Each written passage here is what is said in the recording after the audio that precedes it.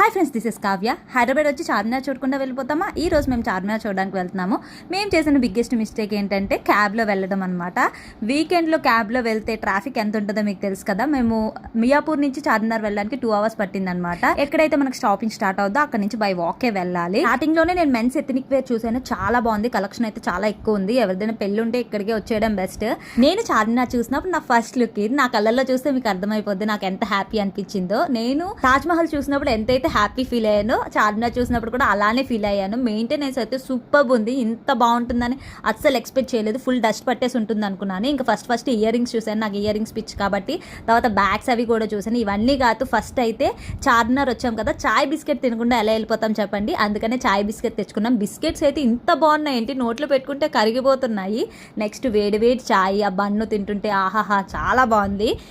చార్మినార్ వెళ్ళి నేనేం షాపింగ్ చేశానో పార్ట్ 2లో చూపిస్తాను. వీడియో నచ్చితే ప్లీజ్ లైక్, షేర్, సబ్స్క్రైబ్.